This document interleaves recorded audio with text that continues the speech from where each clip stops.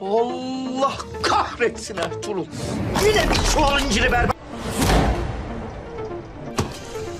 Dağdaş delik deşik edilecek. O kefere bulunup bana getirilecek.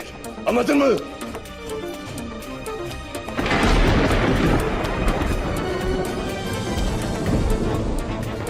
बिस्मिल्लाहिर्रहमानिर्रहीम। अस्सलाम वालेकुम नाज़रीन।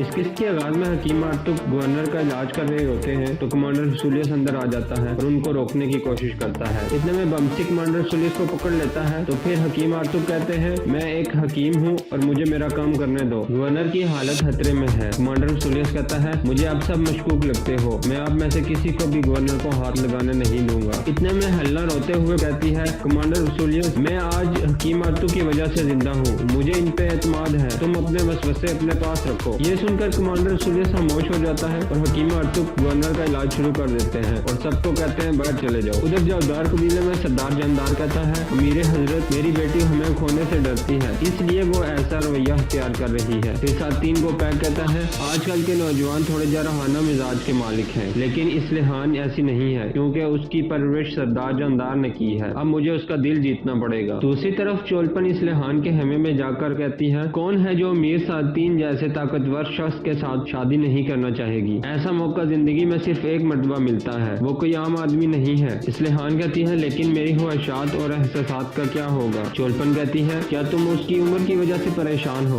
उसका दिल अभी भी जवान है, वो तुम्हें खुश रखेगा। इतने में सरदार जानदार अंदर आ जाता है और चोलपन को बाहर जाने का इशारा करता है और फिर सख्त गुस्से में कहता है, ये तुमने क्या किया इस्लेहान बेटी? इस्लेहान कहती है, आपने मेरी राय पूछी थी जिसका इजहार मैंने कर दिया। फिर सरदार जानदार कहता है, तुम्हें मालूम नहीं तुमने ऐसा कहकर मेरे और अमीर सातीन के दरमियान ताल्लुकात को कितना नुकसान पहुंचाया है? क्या तुम हमारे कबीले की इज्जत की खातिर अर्तुगरुल के साथ शादी करने के लिए तैयार नहीं हो गई थी? अब तुम्हें क्या हो गया है? इस्लेहान रो पड़ती है और कहती है, मुझे कुछ वक्त दें बाबा, मैं आपको और अपने कबीले को कैसे छोड़ सकती हूँ? जानदार उसे पकड़कर खड़ा कर लेता है और कहता है, होश में आ जाओ, तुम्हें वही करना होगा जो हमारे कबीले के लिए जरूरी है। ये कहकर सरदार जानदार बाहर चला जाता है। दूसरी तरफ लश्कारिस भाग रहा होता है और तुर्गुत भी अपने जंगजुओं के साथ उसका पीछा कर रहा होता है। थोड़ी ही देर में लश्कारिस एक जगह पहुंचकर घोड़े से उतरकर दूसरी तरफ भागने शुरू कर देता है। तुर्गुत भी उधर पहुंचकर घोड़े से उतर जाता है। लश्कारिस एक जगह पहुंचकर एक आवाज निकालता है ताकि अपने आदमियों को बुला सके, क्योंकि उसने कई जंगजुओं से अपनी जान बचाने के लिए जाल बिछाया होता है। आवाज सुनने के बाद तुर्गुत और कई जंगजू भी उस तरफ भागने शुरू हो जाते हैं, लेकिन जैसे ही वो उस जगह पर पहुंचते हैं तो उन पर हमला हो जाता है। फिर चारों तरफ से काफी आदमी आ जाते हैं और उनके दरमियान लड़ाई शुरू हो जाती है। इस मौके का फायदा उठाते हुए लश्कारिस वहां से फरार होने में कामयाब हो जाता है। कुछ ही देर में कई जंगजू लश्कारिस के तमाम आदमियों को मार देते हैं। फिर तुर्गुत लश्कारिस के पीछे दोबारा भागना शुरू हो जाता है। दूसरी तरफ गवर्नर का इलाज चल रहा होता है और बाहर सारे अच्छी खबर के लिए मुंतजिर होते हैं। इतने में हकीम आर्तुक तीर निकाल देते हैं और जख्म पर पट्टी बांध देते हैं। थोड़ी ही देर में गवर्नर आंखें खोलता है और आहिस्ता से बोलता है, मेरी बेटी को बुलाओ। हकीम आर्तुक बाहर आते हैं और हेलना को बताते हैं कि आपके बाबा आपसे मिलना चाहते हैं। हेलना फौरन अंदर चली जाती है और अर्तुगरुल बे हकीम आर्तुक से कहते हैं, कैसी हालत है अब गवर्नर की? हकीम आर्तुक कहते हैं, उनकी हालत अभी खतरे से हाली नहीं है। अंदर गवर्नर हेलना को कहता है, बिजंतीन के शहंशाह को एक खत लिखो और उन्हें इस वाक़े से आगाह करो, उनको कई कबीले की बेगुनाही का लाजमी पता चलना चाहिए। इतने में कमांडर रसूलियस और अर्तुगरुल बे भी अंदर आ जाते हैं। गवर्नर अर्तुगरुल को अपनी तरफ बुलाता है और कहता है, अब मेरी बेटी आपके हवाले है अर्तुगरुल बे,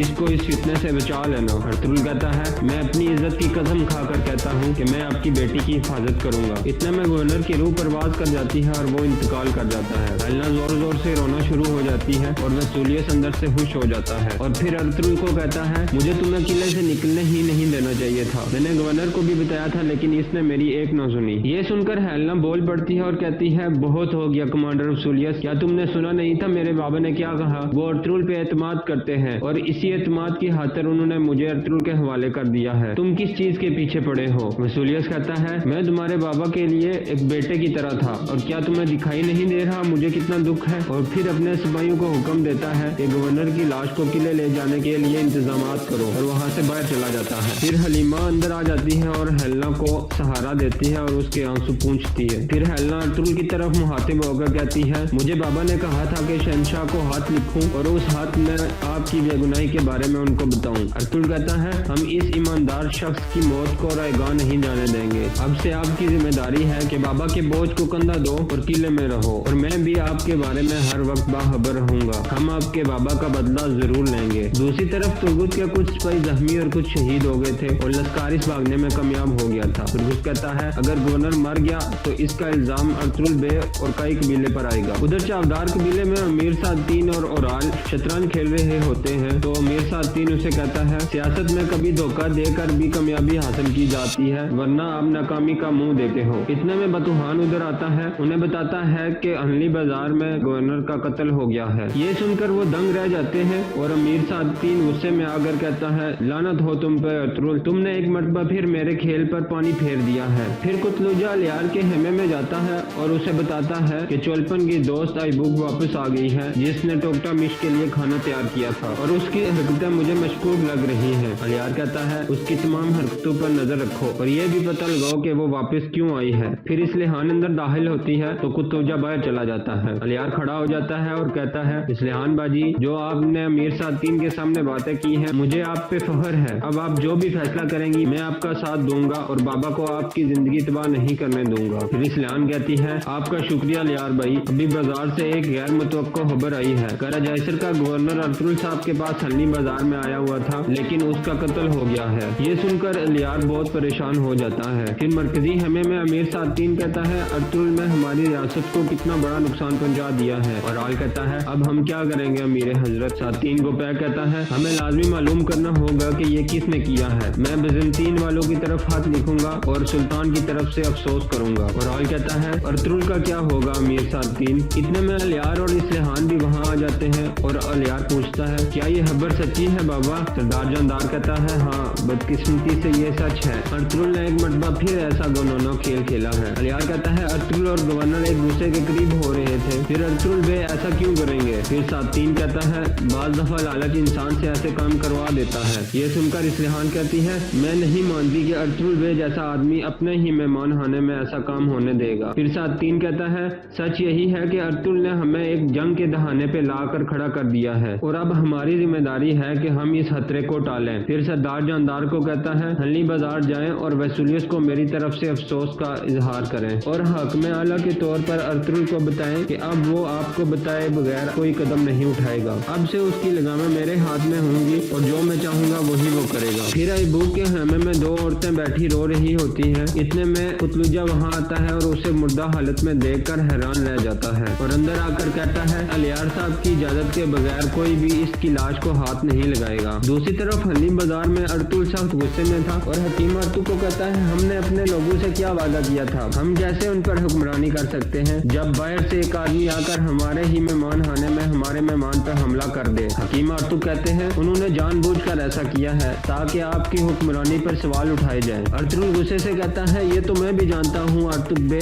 मसला ये है कि वो कमीना कैसे बाजार में दाखिल हो गया। इतने में तुर्गुत अल्प वहाँ आ जाता है और कहता है सरदार हमने उसका ताकुब किया था, हमारे कुछ सिपाही जख्मी और कुछ शहीद हो गए हैं, लेकिन वो भागने में कामयाब हो गया है, हम उसे नहीं पकड़ सके। ये सुनकर अर्तुल और ज्यादा गुस्से में आ जाता है। तुर्गुत अल्प मैंने तुम्हें इसलिए सिपाहियों का कमांडर नहीं बनाया था कि तुम जाल में फंस जाओ और उनको भागने दो। तुर्गुत कहता है मुझे माफ कर दें सरदार। फिर अर्तुल और ज्यादा गुस्से में आ जाता है और तुर्गुत का गिरबान पकड़कर कहता है हर जगह उसे तलाश करो और उस काफिर को यहाँ लेकर आओ। ये कहकर अर्तुल वहाँ से चला जाता है। अर्तुल के जाने के बाद हकीम अर्तुल तुर्गुत को समझाते हुए कहते हैं हमारे सरदार इस वाक़े के बाद गुस्से में हैं, उनकी इन बातों का गुस्सा मत करना। तुर्गुत कहता है अर्तुल बे सरदार सही कहते हैं, हम अपना काम करने में नाकाम हो गए हैं, लेकिन मैं तब तक आराम से नहीं बैठूंगा जब तक उन कमीनों को तलाश न कर लूं। ये कहकर तुर्गुत बाहर चला जाता है। दूसरी तरफ बमसी हेलना के पास जाता है। हेलना उसे कहती है बाबा मेरे हाथों में फौत हो गए और मैं कुछ नहीं कर सकी। बमसी कहता है यही अल्लाह की मर्जी थी, ऐसा रोना आपको अच्छा नहीं लगता,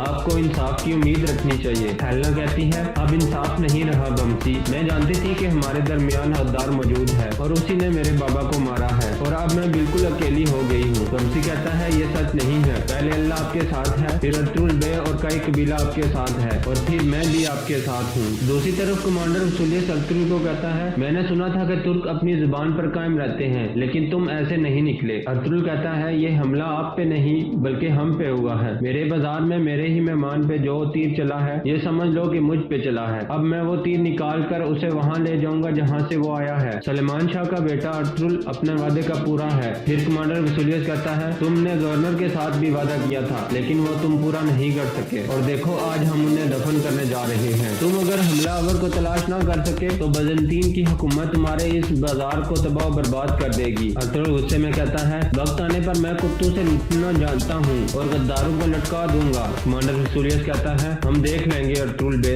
इतने में सरदार जानदार और ओराल भी वहाँ आ जाते हैं। सरदार जानदार कहता है, मैंने खबर सुनी है, मुझे गवर्नर का अफसोस है और अमीर सादतीन ने भी अफसोस का इजहार किया है। कमांडर वसूलियस कहता है, आपका शुक्रिया सरदार जानदार, इस वक्त में पता चल जाता है कौन आपका दुश्मन है और कौन आपका दोस्त, और अभी मैं गवर्नर की लाश को उनके दोस्तों के पास लेकर जा रहा हूँ। ये कहकर वसूलियस वहाँ से बाहर चला जाता है। फिर अर्तुगरुल जानदार बेग को बैठने को कहता है। उधर लस्कारिस कराचाइसर किले में वापस पहुँच जाता है। पैतरुस उसे कहता है, तुमने कमांडर के सामने अपने आप को साबित कर दिया है। लस्कारिस कहता है, जब तक हम इन जमीनों से तुर्कों का खात्मा न कर दें तब तक मैं अपने आप को कोई वक़्त नहीं देता। पैतरुस कहता है, अब वक्त आ गया है कि हम इस पाक जंग का आगाज करें और इन जमीनों से तुर्कों का खात्मा कर दें। लस्कारिस कहता है, मुझे बताओ मुझे क्या करना होगा। पैतरुस उसे कहता है, अब तुम अपने आप को एक ताजिर जाहिर करोगे जो कुस्तुनतुनिया से आया है और फिर सीधे चावदार कबीले में जाकर ओराल के गुस्से और ख्वाहिशात को दहकाओगे। और यहाँ इस किस्से का इख्तिताम हो जाता है।